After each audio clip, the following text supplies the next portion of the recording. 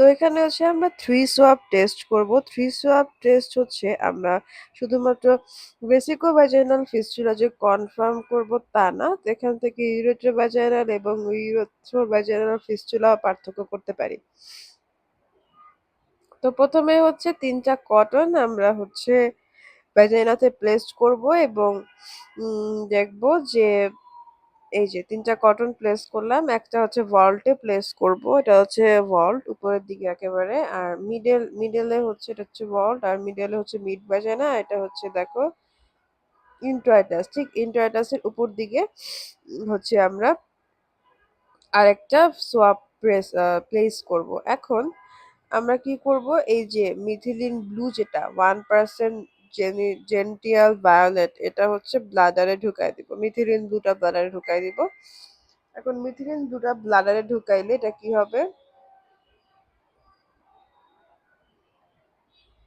একটা হচ্ছে ব্লাডারে হচ্ছে মিথিলিন ব্লু ঢুকালাম through a rubber catheter and patient is asked to walk. তাহলে এই যে আমরা মিথিলিন ব্লু ঢুকাই দিলাম ব্লাডারে, তারপর পেশেন্টকে বললাম হাঁটার জন্য। হ্যাঁ, তো এখন আমাদের যে এই যে ইউরিনটা আসতেছে কোথা থেকে বলো তো? ইউরিনের আমি যদি ট্র্যাকটা একটু দেখি, ইউরিনের ট্র্যাকটা হচ্ছে এখান থেকে গিয়ে এখানে মিথিলিন ব্লু এর সাথে মিক্সড হয়ে ইউরিনটা কি কালার হয়ে যাচ্ছে? ইউরিনটা একেবারে ধরো ব্লু কালার হয়ে যাচ্ছে। এই যে কালারড ইউরিনটা এখান দিয়ে বের হয়ে যাচ্ছে। তাহলে এখানে ইউরিনটা কালার হয়ে গেছে, তাই না? তো এই ইউরিনটা কালার্ড হয়ে গেলে এই যে যে আমাদের মিথিলিন ব্লুটা এই ব্লু কালারটা এই সোয়াবেও আসবে, এই সোয়াবেও আসবে। বাট এই যে এই সোয়াবটা যেটা আছে এই সোয়াবটাতে ইউরিন সরাসরি এই সোয়াবটাকে ভিজাবে এবং এই সোয়াবটা হচ্ছে শুধুমাত্র ইউরিন দিয়ে সোক হবে। তাহলে দেখো এই যে শুধু ইউরিন দিয়ে সোক হইলে the uppermost swab soaked with urine but unstained with dye, কোনো ডাই নাই। এটাকে বলতে কি ইউরেটেরো ভ্যাজাইনাল ফিস্টুলা, মানে জাস্ট ইউরেটার এবং ভ্যাজাইনার মধ্যে একটা কমিউনিকেশন, এটাকে বলা থাকে ইউরেটেরো ভ্যাজাইনাল ফিস্টুলা। আর এই যে ভেসিকো ভ্যাজাইনাল ফিস্টুলা আর ইউরেট্রো ভ্যাজাইনাল ফিস্টুলা এর মাঝখানে যে কমিউনিকেশন, এখানে দেখো আমাদের সোয়াবটা হচ্ছে ডাই দিয়ে স্টেইন হয়ে গেছে। তাহলে এই ফিস্টুলা গুলা হচ্ছে এই যে ভেসিকোভাজাইনাল ফিস্টুলা আর ইউরেথ্রোভাজাইনাল ফিস্টুলা।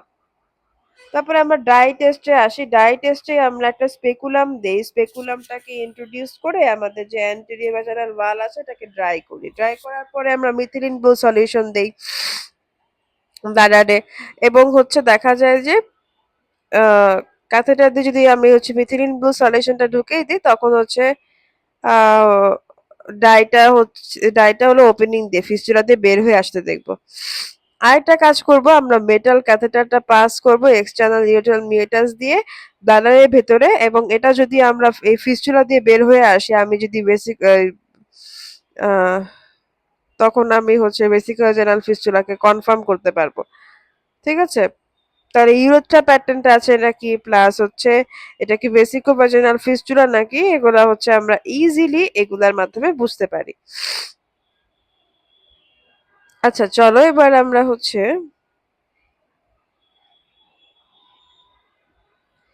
প্রি অপারেটিভ কি কি ম্যানেজমেন্ট আছে বিফোর ভিভিএফ রিপেয়ার, এই প্রি অপারেটিভ ম্যানেজমেন্ট একটু পড়ি।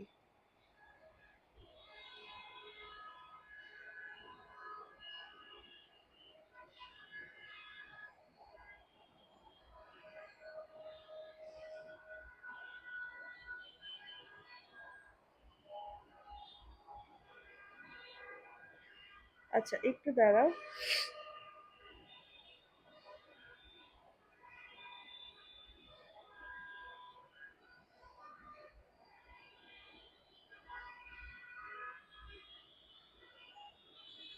Just 2 minute. আচ্ছা তাহলে pre operative management of ভিভিএফ repair. তো আমরা তো হচ্ছে সার্জারি করে ভিভিএফটা রিপেয়ার করব এবং তার জন্য আমাদের কিছু প্রি অপারেটিভ ম্যানেজমেন্ট করতে হবে। সেই প্রি অপারেটিভ ম্যানেজমেন্ট,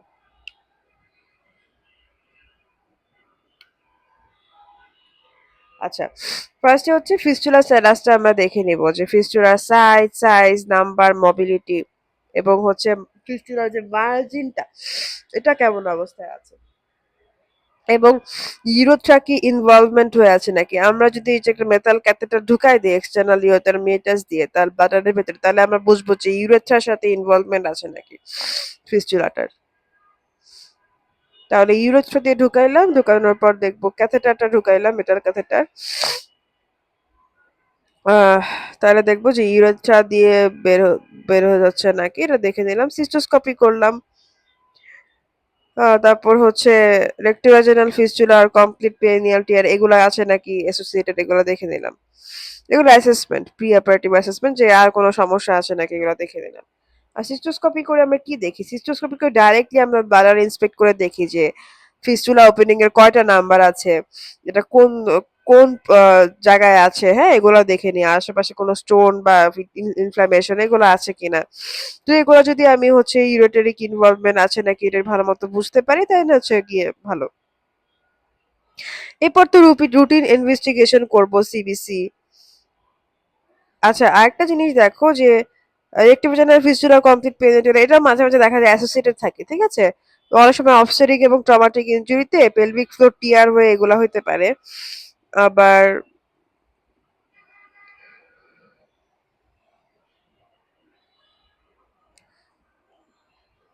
আচ্ছা, তারপর হচ্ছে আমরা দেখবো যে এই যে সিবিসিবি, টিএসআর, ব্লাড গ্রুপিং, ব্লাড সুগার, এই যে সব রুটিন এক্সামিনেশন গুলো আমরা করলাম। তারপর প্রি অপারেটিভ প্রিপারেশনের মধ্যে জেনারেল কন্ডিশনটা ইমপ্রুভ করতে হবে, যদি অ্যানিমিয়া থাকে কারেকশন করতে হবে, ম্যালনিউট্রিশন থাকলে কারেকশন করতে হবে, ডিহাইড্রেশন, নিউট্রিয়েন্ট ইমব্যালেন্স এগুলো সব হচ্ছে আমাদের প্রপারলি কারেকশন করতে হবে। তখন ট্রিটমেন্ট করতে হবে local infection in the vulva. ভালভাতে যে সমস্ত লোকাল ইনফেকশন গুলো আছে ওগুলা ট্রিটমেন্ট করব। ট্রিটমেন্ট করলে কি হবে, ক্রিন এবং নন এডেমেটাস টিস্যু যেগুলো আছে is essential cellulitis vaginitis increases wound infection and flap failure। তাহলে যে লোকাল ইনফেকশন গুলো আমরা হচ্ছে গিয়ে ট্রিটমেন্ট করব। ইউরিনারি ইনফেকশন যদি হয় তাহলে সেটাকে কারেক্ট করব। এবং ইউরিনারি ইনফেকশন আমরা কিভাবে যাই দেখি যে ব্যাকটেরিয়া পারপুচুয়াস ইনফ্লামেশন।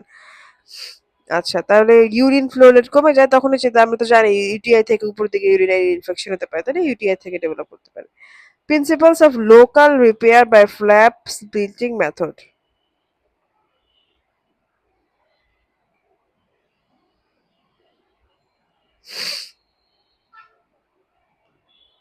আচ্ছা,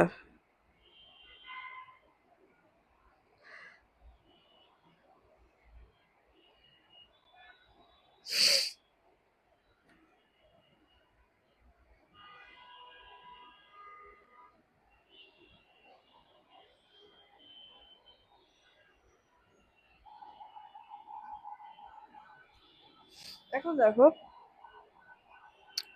পারফেক্ট অ্যাপিসেপসিস করতে হবে, মানে ইনফেকশন তো দেখা যায় যে যদি থাকে তাহলে তো হিলিং আস্তে আস্তে স্লো হয়ে যায়। তাহলে আমাদের অ্যাসেপসিস করতে হবে পারফেক্টলি, এবং ফিস্টুলাটা গুড এক্সপোজার করতে হবে, মানে clear exposure let the surgeon identify all margins properly, যে প্রপারলি মার্জিন গুলো দেখবো। তারপরে হচ্ছে আমরা এক্সিশন করব মার্জিনের চারপাশে যে স্কার টিস্যু আছে এটা এক্সিশন করব। এবং দেখো mobilisation of the bladder wall from the vagina.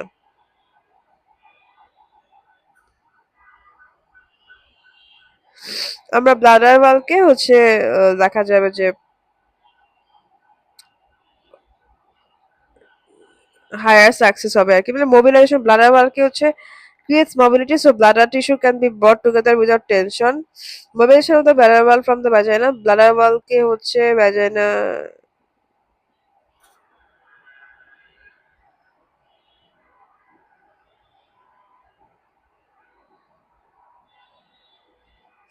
তো ভ্যাজাইনা দিয়ে আমরা যে ব্লাডার যে ওয়াল আছে ওটাকে মোবিলাইজ করব। মানে যে ব্লাডারে যে টিস্যু আছে অ্যারাউন্ড দ্য ফিস্টুলা সেটা থেকে ফ্রি করব। তাহলে হচ্ছে এটা হচ্ছে আমরা কোনো টেনশন ছাড়া হচ্ছে ক্লোজ করতে পারবো।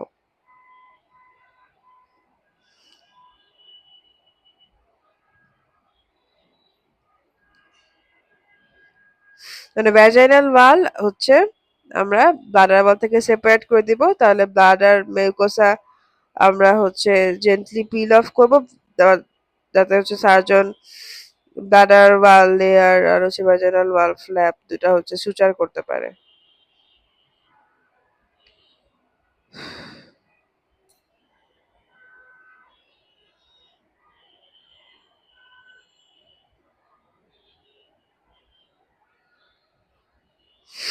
আচ্ছা, তাহলে এটা কি?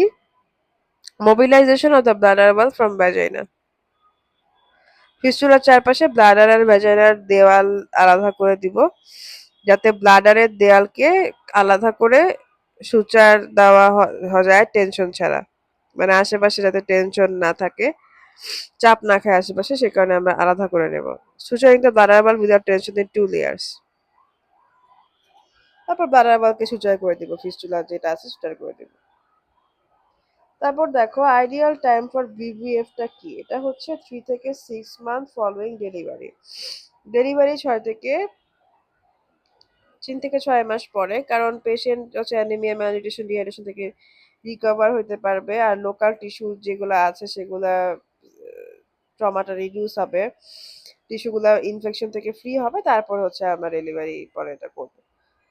তো কিভাবে আমি হচ্ছে প্রিভেনশন করতে পারি ভিভিএফ? অ্যাডিকুয়েট অ্যান্টিনেটাল কেয়ারের মাধ্যমে। এখানে হচ্ছে হাই রিস্ক মাদার যারা আছে, যারা হচ্ছে সেফালোপেলভিক ডিসপ্রপোর্শন আছে, তাদের হচ্ছে আহ, আমরা জানি যে অবস্ট্রাক্টেড লেবার হবে, তাদের রেফারেল সিস্টেম ইউজ করতে হবে ভালো মতনে। এন্ড হচ্ছে দেখা যাবে যে প্রপার ইউটিলাইজেশন অফ পার্থোগ্রাফ, মানে লেবার প্রোগ্রেসটাকে আমরা ঠিক মতনে বোঝার জন্য আমরা পার্থোগ্রাফটা ইউজ করব। Prolong obstructed labour is identified early, preventing ischaemic necrosis আর ফিস্টুলা। আমরা হচ্ছে কন্টিনিউয়াস ব্লাডার ড্রেনেজ করব for about 14 days following delivery, either vaginally or abdominally। তো ব্লাডারকে আমরা ডিকম্প্রেসড রাখবো, allows ischaemic areas to heal and prevent fistula and fistula formation. তো দেখো আমরা হচ্ছে ডেলিভারির পরে ব্লাডার ড্রেনেজ করতে থাকবো কন্টিনিউয়াসলি 14 দিন ধরে, যাতে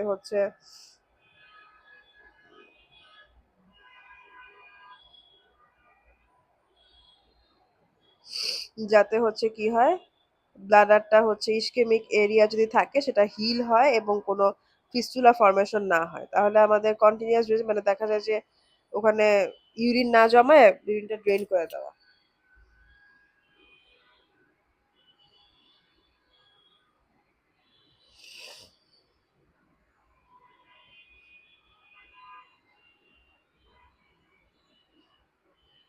তো ব্লাডার যাতে এমটি থাকে, যাতে হিলিং এ হেল্প হয়, আমি ক্যাথেটার দিয়ে 14 দিন যাবত সারা মানে একেবারে কন্টিনিউয়াসলি হিল করতে থাকবো আর কি। আচ্ছা, তারপর যেটা বলতেছিলাম যে, হ্যাঁ, meticulous care during obstetrical and gynaecological surgery. তো হচ্ছে কেয়ারলেস সার্জারি করলে কি হয়, ব্লাডার ইউথের ইনজুরি হতে পারে, তাহলে আমাদের ভালো মতো সার্জারির সময় হচ্ছে কনসিয়াস থাকতে হবে। প্রপার টেকনিক হচ্ছে উম আমাদের আয়ারটোজেনিক ফিস্টুলা যেগুলো আছে সেগুলা থেকে আমাদের বাঁচাতে পারে। ডক্টর প্যারামেডিকে ভালো মতন ওয়েল ট্রেন্ড হতে হবে, আর community awareness to arrange transport for safe delivery. তো ডিলেড হসপিটাল অ্যারাইভাল, সেটা হচ্ছে এই আমাদের অবস্ট্রাক্টেড লেবারকে ওরসেন করতে পারে, তো তখন আমাদের অবশ্যই ট্রান্সপোর্টের ব্যবস্থা রাখতে হবে। এখন সাকসেসফুল রিপেয়ারের জন্য আমাদের কি কি ক্রাইটেরিয়া আছে? তো নাম্বার অফ ফিস্টুলা যদি একটা থাকে তাহলে সাকসেসফুল একটা রিপেয়ার হতে পারে। এবং সাইড যদি ভেসিকো ভ্যাজাইনাল হয়, এটা হচ্ছে most favourable compare to ureterovaginal আর ইউরেথ্রো ভ্যাজাইনাল। তো ভেসিকো ভ্যাজাইনালটা মোস্ট কমফোর্টেবল একটা সাইড, ফেভারেবল একটা সাইড, মানে মোস্ট কমনও। আর 4 সেন্টিমিটার থেকে কম সাইজ যদি হয়, মানে সাইজ ছোট, সাইজ নাম্বার কম, ইউরেথ্রার ইনভলভমেন্ট নাই, ইউরেথ্রা যদি ইনভলভমেন্ট হয় তাহলে দেখা যায় যে আহ, এটা কিন্তু খারাপ, হ্যাঁ, ইনকন্টিনেন্সের চান্স আছে রিপেয়ারের পরে। vaginal scarring absence, scarring reduces mobility and vascularity, lower sealing।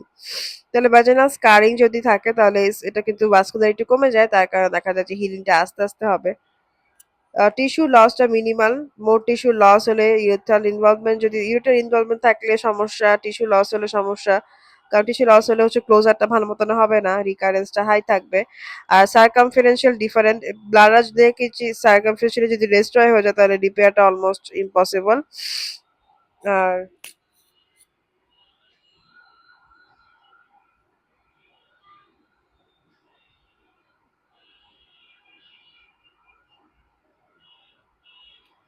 R vaginal scarring এর ব্যাপারটা যদি আসি, যে যদি ফিস্টুলার চারপাশে ভ্যাজাইনাল টিস্যু স্কার হয়ে যায়, তাহলে ওই জায়গায় স্কিন টিস্যু কঠিন আর রক্ত মানে ব্লাড সাপ্লাইও কমে যায়।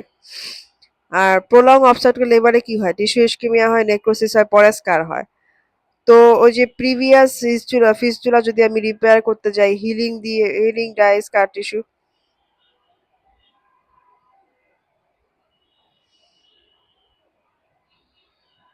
ফিস্টুলার চারপাশে ভ্যাজিনাল টিস্যু যদি স্কার হয়ে যায়, তাহলে ওই জায়গায় স্কিন অনেক কঠিন হয়ে যায় আর মানে ব্লাড সাপ্লাই কমে যায়, টিস্যু ইসকিমিয়া থেকে নেক্রোসিস হয়ে পরে স্কার হইতে পারে। এখন প্রিভিয়াস ফেইল্ড ফিস্টুলা রিপেয়ারের কারণে ওই জায়গাতে স্কার টিস্যু ফরমেশন হয়ে থাকতে পারে।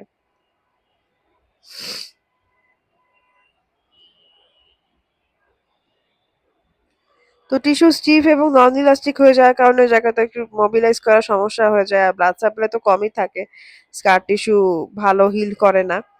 আর টেনশন ফ্রি ক্লোজার করা যায় না, এগুলো হচ্ছে সমস্যা ভ্যাজাইনাল স্কারের। আচ্ছা, তারপর হচ্ছে পোস্ট অপারেটিভ কি কি ম্যানেজমেন্ট আছে অফ লোকাল রিপেয়ার অফ ভিভিএফ। তো পোস্ট অপারেটিভ ম্যানেজমেন্টের মধ্যে প্রথমেই দেখবো যে এনপিও, নাথিং পার ওরাল, যেটা হচ্ছে aspiration immediately after anaesthesia aspiration কে হচ্ছে প্রিভেন্ট করে, আর প্যারাটিক ইলিয়াস কে প্রিভেন্ট করে। অ্যান্টিবায়োটিক দিব আমরা হচ্ছে ওন ইনফেকশন এবং ইউটিআই কে প্রিভেন্ট করার জন্য। ক্যাথেটার ড্রেনেজ করবো কন্টিনিউয়াসলি, কারণ ব্লাডারটা হচ্ছে এমটি থাকবে, তখন টেনশন সাইডে রিপেয়ারটা কম হবে। Urinary output should be measured, আমরা হচ্ছে ইউরিনারি আউটপুটটা ভালো মতো মেজার করবো যাতে কিডনি ফাংশনটা ঠিকঠাক থাকে। Patient should be advise to take plenty of water, তো হচ্ছে ইউরিনটা ক্লিয়ার থাকবে এবং ইনফেকশনটা প্রিভেন্ট হবে, ইউটিআই এর চান্সও কমে যাবে যা যদি প্লেন্টি অফ ওয়াটার খায়। তো patient should be asked about micturition, urine যদি লিক করে তাহলে রিপেয়ার মে বি ফেল, তাহলে মিকচুয়েশনের ব্যাপারটা হচ্ছে আমাদের আস্ক করতে হবে। After removal of the catheter it should be clamped periodically to regain bladder tone. Continuous drainage যদি হয় তাহলে ব্লাডার হাইপোটোনিয়া ডেভেলপ করছে, তাহলে ক্ল্যাম্পিং হেলস ব্লাডার রিমেন হচ্ছে নর্মাল ফাংশন।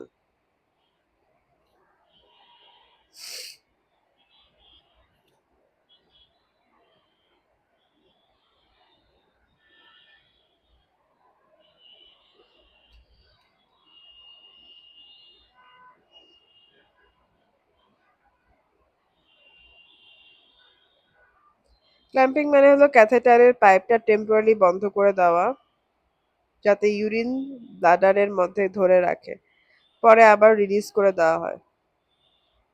ব্লাডার যাতে আবার টোন ফিরে পেতে পারে, এটা হচ্ছে লং টাইম কন্টিনিউয়াস যদি ড্রেনেজ করতে থাকি তখন ব্লাডার মাসেলটা উইক হয়ে যায়। তো আমরা যে ক্ল্যাম্পিং দিয়ে ব্লাডারকে লিটল বাই লিটল ইউরিন ধরে রাখা হয় এবং এই ব্লাডার মাসেল আবার স্ট্রেচ আর কন্ট্রাক্ট করা শিখে, তখন হচ্ছে দেখা যায় যে ক্ল্যাম্পিংটা আবার সরিয়ে ফেলা হয়। তারপর ডিসচার্জের সময় কি কি অ্যাডভাইস দিতে হবে। To pass urine more frequently, এখন ব্লাডার ওভার ডিসটেন্স যাতে না হয়, যেটা কিনা স্ট্রেস করবে রিপেয়ারকে, তাহলে আমাদের ইউরিনটা ভালো মতো প্রতিদিন পাস করতে হবে। চেক আপে রাখতে হবে 6 সপ্তাহ পরে। ইন্টার কোর্স করা যাবে না 3 মাস ধরে, কারণ ওটা হচ্ছে দেখা যায় যে ফিউচারে স্ট্রেস করতে পারে। রিপেয়ার হয়েছে মাত্র। ডিফার প্রেগনেন্সি ফর 1 ইয়ার, তো ফুল রিকভারি এবং প্রিপারেশন বিফোর নেক্সট প্রেগনেন্সি। তো রিকভারি হওয়ার পরে 1 বছর পরে প্রেগনেন্সি দিতে হবে। ইন্টারকোর্স 3 মাস পরে, চেক আপ 6 সপ্তাহ পরে, 6 সপ্তাহ। Antenatal check up is mandatory for safe delivery এবং অ্যাভয়েডেন্স অফ রিকারেন্স, আর যাতে রিকারেন্স না হয় তাহলে অ্যান্টিনাটাল চেক আপটা আমাদের মাস ডেলিভারি মানে অনেক বেশি mandatory. Treatment of the fail local repair, এটা ট্রিটমেন্টটা কি? Should be again B attempted, দেখো যদি লোকাল রিপোর্টটা ফেল হয় বা 3 মাস পরে আবার চেষ্টা করব, ফিস্টুলা যদি স্মলার হয় তাহলে সেকেন্ড অ্যাটেম্পটটা সাকসেসফুল হতে পারে। আর রিপিটেড ফেলার যদি হয় urinary diversion operation is preferred.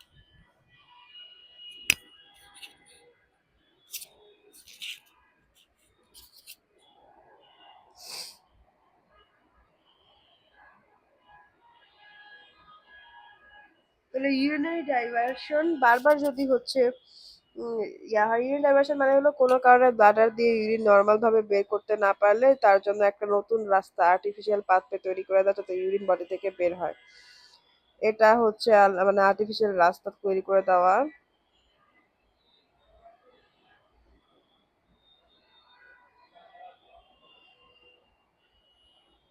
আচ্ছা, তারপর হচ্ছে how many Times repair can be attempted in case of failure. তো রিপেয়ার হচ্ছে সেভারাল টাইম আমরা করতে পারি অ্যাজ ফার অ্যাজ হেলদি আর অ্যাডিকুয়েট টিস্যু আছে ফিস্টুলার চারপাশে ততদিন ধরে আমরা রিপেয়ার করতেই থাকতে পারি। খুবই অদ্ভুত। আচ্ছা, এবার আমরা রিসেন্টলি ফর্ম যে ফিস্টুলা সেটা কিভাবে হচ্ছে ম্যানেজ করতে পারবো, মানে মাত্র এই ফিস্টুলাটা ফর্ম হয়েছে, ঠিক আছে, তাহলে ওটাকে কিভাবে ম্যানেজ করব। তো ব্লাডারে যদি ইনজুরি হয় while performing destructive vaginal delivery or during cesarean section, injury repair করব, কন্টিনিউয়াস ব্লাডার ড্রেনেজ করব, আর antiseptic such as nitrogen or any antibiotic দিব। আর রিসেন্ট ফিস্টুলা 1 থেকে 2 সপ্তাহ আগের, তাহলে আমরা কনজারভেটিভ ম্যানেজমেন্ট করব।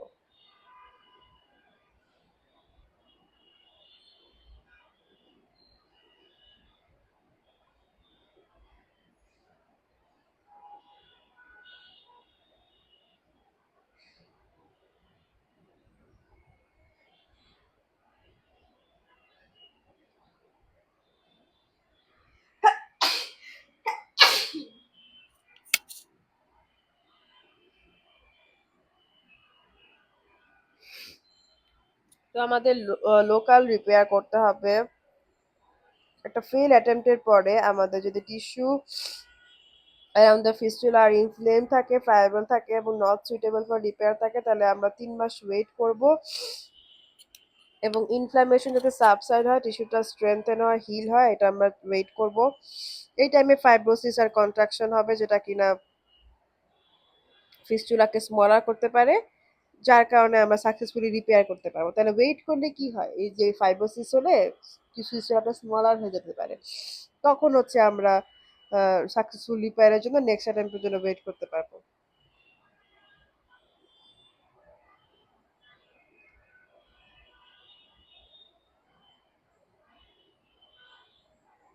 যে এটার কথা বললাম, যে ফিস্টুলাটা স্মলার হয়ে যাবে, 3 মাস ওয়েট করলে ফিস্টুলা ফাইব্রোসিসের স্মলার হলে তখন আমি হচ্ছে ওয়েট করব। আর ইউরিনারি ডাইভারশন যেটা,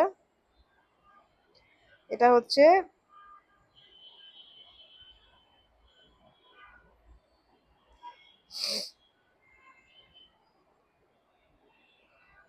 আচ্ছা, এটা অন্য একটা রাস্তা তৈরি করে দিব।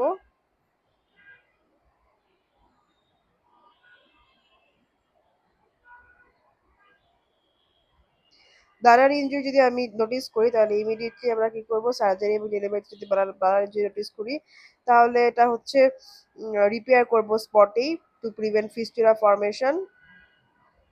আফটার রিপেয়ার আমরা হচ্ছে কন্টিনিউয়াস ভ্যাজিনাল ড্রেনেজ করব।